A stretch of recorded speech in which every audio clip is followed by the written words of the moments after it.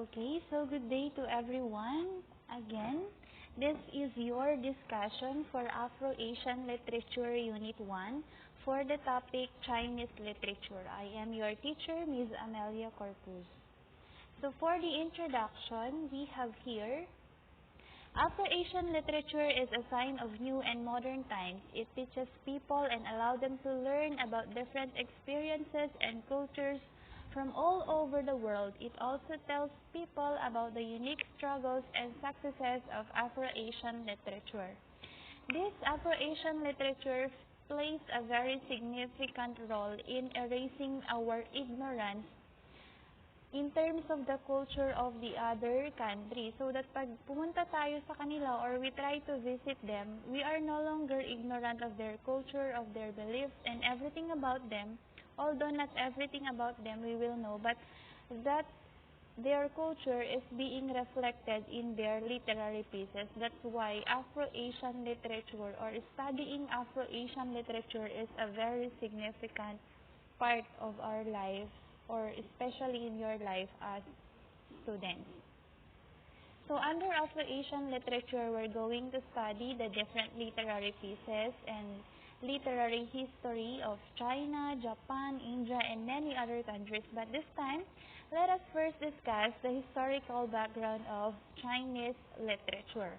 Of course, when we are talking of Chinese literature, these literary pieces originated from China. And for the information of everybody, China is termed as the land of the red dragon. In terms of civilization, Chinese is one of the few ancient civilizations to have its individual writing concept. So meron silang sariling writing system, and another information is there are actually 20,000 characters in their Chinese language. And according to researchers, only 5,000 of these can these Chinese learn. So ang average lang na natututunan ng mga Chinese people ay 5,000, although they have 20,000 characters in the Chinese language. And we also have here the flag of China, which is originally adopted in October 1, 1949. Everything on it has something that it symbolizes. Just like the color red, it symbolizes communist revolution, and of course the traditional color of the people. So later on in your board examination, if they try to ask you the traditional color of the Chinese people, that is red. And another thing is the gold star represents communism, and there are also 4 smaller stars which represent the social classes of the people. Kasi when we are talking of communism, this is actually an organization of society which a government owns. So meron silang social classes, there may group of people who are elite, and then group of people who are unfortunate, so something like that. And the Republic of China has an area of 9,597 million square kilometer, and of course its capital is Beijing. I know you all know that. And we also have here the famous landmark of China, which is called the Great Wall of China. So Chinese call that 10,000 li wall, and 1 li is measuring up to 500 meters. We're going to learn more about that as we go on with our discussion later. Now we proceed to the history of Chinese literature. Actually, the history of Chinese literature is merely influenced by different dynasties. Ano itong mga dynasties na ito? In our country, ang tawag natin sa ating leaders ay ang span or period of time na nagro-rule sila in our country, we call that term. So, tinatawag natin Duterte term or regime. So, in China, they call the span of ruling as dynasty. So, the first dynasty here is Shang Dynasty, which is about 1700 to 1050 BC, which also marks the development of Chinese writing. This is the first dynasty for which there is historical record and archaeological evidence, and it was a small empire in northern central China. No documents from that country survive, but there are archaeological finds of hieroglyphic writing. So we all know that the first form of writing of the Chinese is called hieroglyphics, and they were found on bronze wares and oracle bones. Since this is the first dynasty, they do not have yet the technology, the paper, the pen, and everything to write what they want to express. And of course, as the time passes by, this hieroglyphic writing system evolved into ideographic and partly phonetic Chinese characters. After the Shang dynasty, we also have here the Zhou dynasty. So when you try to look at the date, yung Shang dynasty, 1700s to 1050 BC, so that is 750 years. So that's almost 800 years.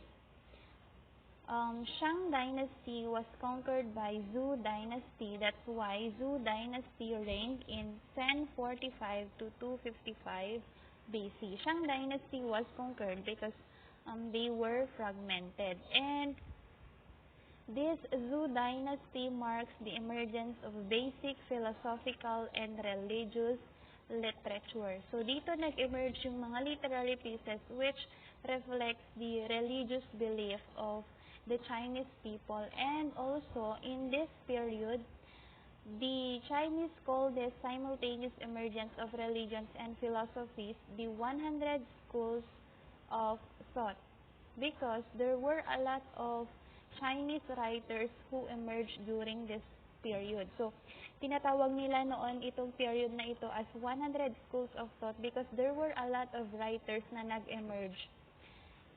And then, another thing is, there were literary achievements such as Confucian classics and early Taoist writings. And after this one, after the Zhou dynasty, we also have the Qin dynasty from 221 to 206 BC. And this is also marked as the literary disaster and legalism. Bakit siya tinatawag na literary disaster and legalism?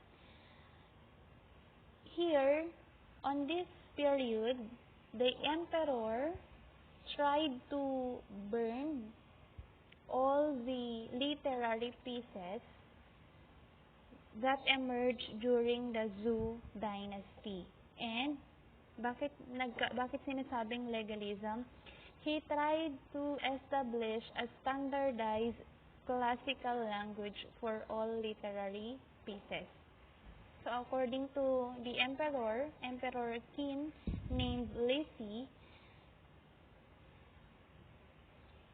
he introduced a writing system that developed into modern Chinese writing.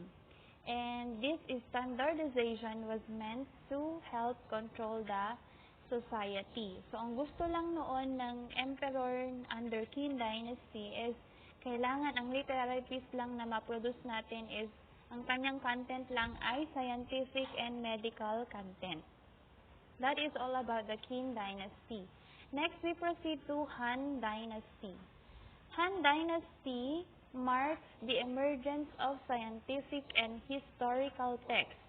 So, trinay niyang i-continue kung ano yung in-establish ng dynasty na Qin na kanyang sinundan, that is Qin dynasty. So, according to this, the Han Dynasty era lasted for 400 years. At the beginning of the era, Confucianism was revived. And Confucian texts were rewritten and republished. So tandaan natin, during the Han Dynasty, Confucianism was revived. All the works of Confucius were rewritten and republished. Another thing is, under Han Dynasty, there were also historical documents that were produced. Example here is Sima Qian wrote historical records that is a major history concerning the overall history of the first dynasty, that is Shang dynasty, up to to the present dynasty that I am discussing, that is Han Dynasty. And another thing, we also have here Cailun, is spelled as C-A-I space L-U-N, of the imperial court, is said to be the first person in the world to create writing paper, and this was important for written communication at the end of the empire. Next dynasty is the Tang Dynasty. Under the Tang Dynasty, this is the emergence of early woodblock printing and poetry. Tang Dynasty had a big empire that benefited from trade with the West along the Silk Road, battled with the Tibetan Empire, and experienced the growing influence of organized Buddhist religions. So at this period, natutunan na ng mga tao, they tried to trade from other country. That's why their literary pieces or the literature during this period is influenced by the religions outside the country, such as the Buddhist religion. Another accomplishment here is Du Fu also wrote more than 1,000 poems. He is thought as one of the greatest realist poets of China. Next, another thing is 1,400 of his poems survive, and his poetry is still read and appreciated by modern Chinese people. So, continual existence ang nangyari sa mga sinulat ni Du Fu. Next, we proceed to the 6th dynasty, that is Song Dynasty. It's also the emergence of early woodblock printing, travel literature, poetry, scientific text, and the Neo-Confucian classics. So the next dynasty is called Song Dynasty, and it is described as weaker than the Tang Dynasty, but its imperial government officials were remarkable. Also, military technology were advanced, and according to this, one of the era's technological accomplishments was the invention of movable type about the turn of second millennia during the Northern Song period. Under the Song Dynasty, it's also the introduction of the 4 books and 5 classics. What are these 4 books? The 4 books include the Analects of Confucius, Mencius, the Doctrine of the Min, and the Great Learning. The 5 classics naman, we have here the Book of Changes, the Classic Poetry, the Classic of History, the Spring and Autumn Annals. The 7th dynasty, we have the Yuan Dynasty, which is also termed as the emergence of drama and great fictional novels. So under Yuan Dynasty, my dear students, the rulers were not the Chinese people, but the nomadic people, which are called Mongols. And they believed that they might be able to conquer the world. They easily conquered Persia far to the west. So they also attacked the Tang Dynasty and many other kingdoms. They also conquered Russia and even certain parts of Europe. And as noted, the Mongols established the very rich Yuan Dynasty. And under this empire, there were dramatic operatic theaters that were established. So generally, as I have said earlier, etong Yuan Dynasty na ito is not ruled by the Chinese people. So we also have here yung kanilang mga writings ay hindi na pattern, or it's not patterned on the Chinese culture. Because we also have here the Yuan style of opera, which is similar to shadow plays. So during this Yuan Dynasty, na-introduce na ang shadow plays as well as playwrights. And another thing is, novels were another outstanding achievement of Yuan era. So always remember that novels started during the Yuan Dynasty, but they are not influence of Chinese culture. And second to the last dynasty, we have the Ming Dynasty, which is the emergence of novels.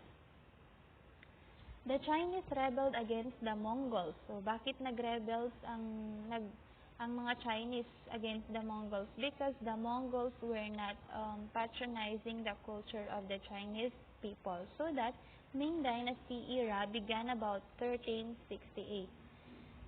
And we also have here, the Ming initially were interested in exploration and Muslims whose ancestors arrived during the Yuan dynasty. They then became isolationists.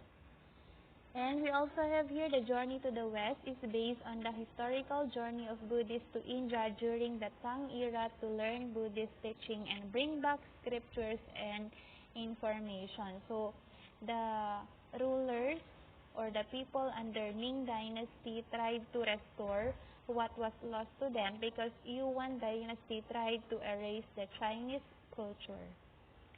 And the last dynasty, we have the Qing dynasty from 1644 to 1911.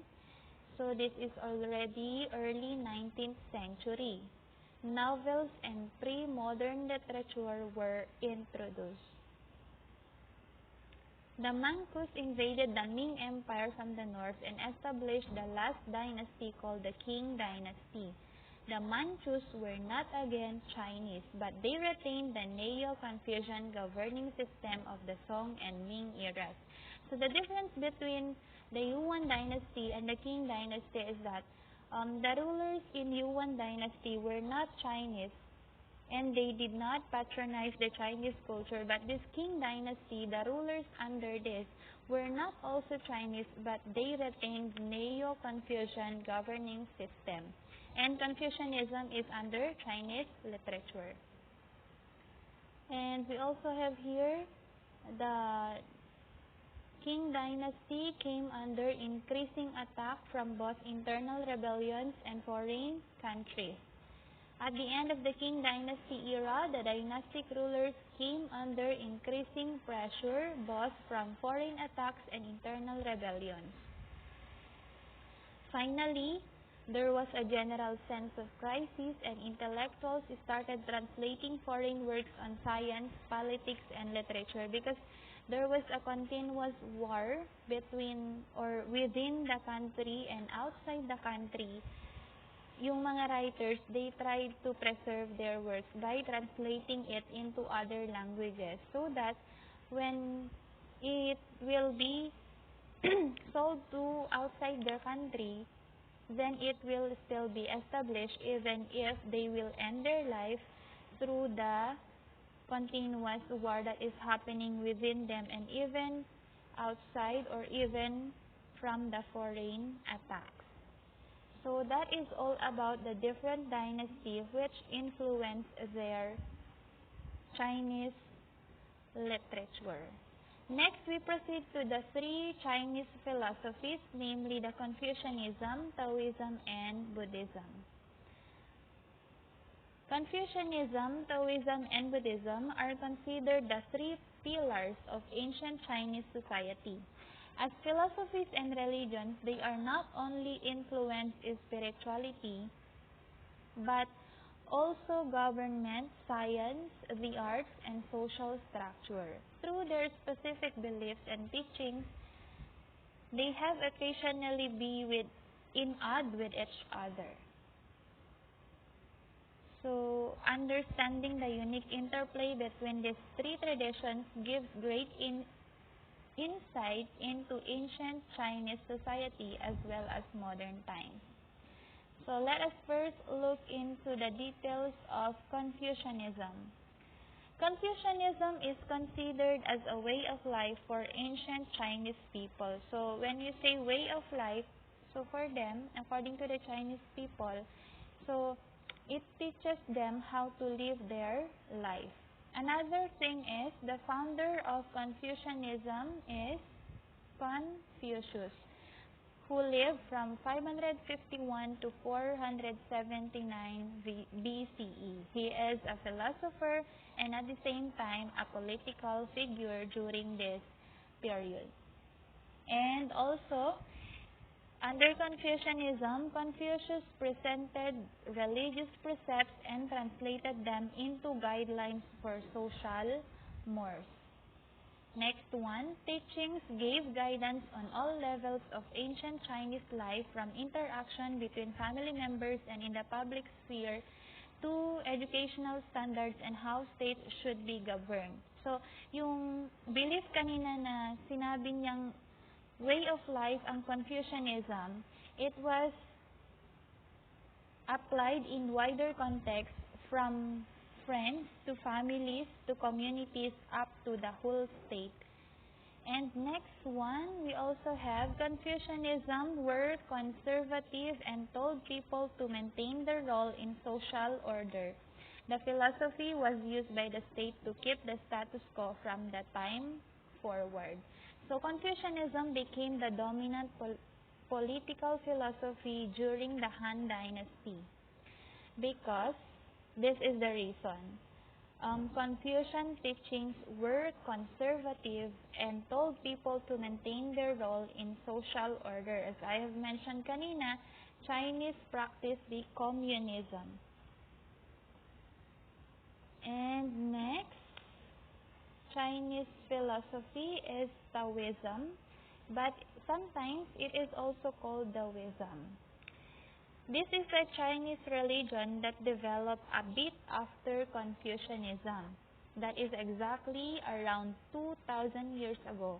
And in contrast to Confucianism, Taoism is mainly concerned with the spiritual elements of life, including the nature of the universe. So, and the guiding principle of Taoism is roughly translated as the way, which is harmonious natural order that arises from humans and the world. So, in the Taoist structure of the universe, humans are meant to accept and yield to the Tao and only to do the things that are natural and in keeping with the Tao. So this is the concept of Wei, which translates as non-action, but really means to go with the true nature of the world and not strive too hard for desire. So, parang during this or this belief, naniniwala siya na even if you do not do something, things will just come to you naturally. As long as the divine, you please the divine. Next, despite the differences of Taoist and Confucian, ideas are not completely at odds with each other. So, Chinese society was able to absorb concepts from both traditions. So, yung mga Chinese people naman, they appreciate the beliefs of the two society or the principle of the two society. That's why, in the emergence of the Taoist or the Taoism philosophy, hindi pa rin nabura yung Confucian philosophy. And the third one, we also have here the Buddhist. This Buddhism is the third major belief system of ancient China. It is founded by Siddhartha Gautama, which we know or tinatawag natin ngayon as Buddha, who lived in India around 6th century BCE. What is this Buddhism? Buddhism is a philosophy that focuses on personal development and attainment of deep knowledge. So, these Buddhist people, naniniwala sila that they are going to succeed, they're going to achieve something through meditation, spiritual learning, and practice. And they also believe in reincarnation. What is reincarnation? This is coming back to life again. Reincarnation is when you die and then you come back to life again. That's their belief. And another thing is, according to them, or according to this philosophy, life is impermanent and full of suffering and uncertainty. And the only way to find peace is through reaching nirvana. It's a joyful state beyond human suffering. So, the peak of their life, according to Buddhists, is reaching the nirvana. Nirvana is happiness. So after mong ma-practice lahat ng spiritual learning, after mong mag-meditate, according to them, yun daw yung ma-reach mo.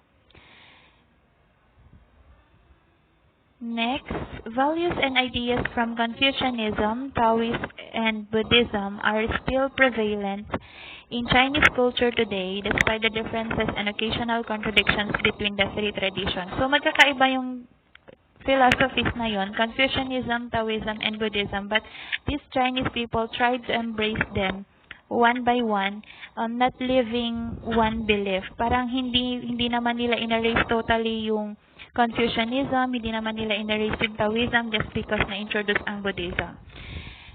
Next, we proceed to the main concept of Taoism.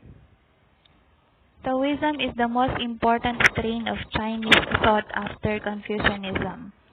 So, these are the concepts under Taoism. We have this figure.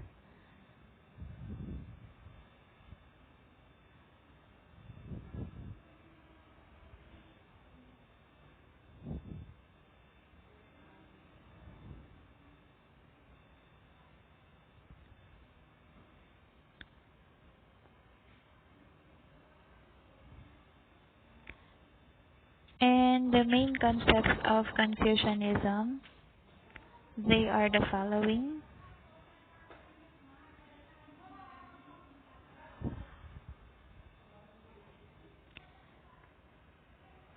So, yung main concepts of Taoism is yung way or tao, and then universal principle, and then the yin yang. So I'm going to send that in your group chat. And of course, the main concepts of Taoism. Okay. So that will be all on the Chinese literature. Thank you so much for listening, and God bless.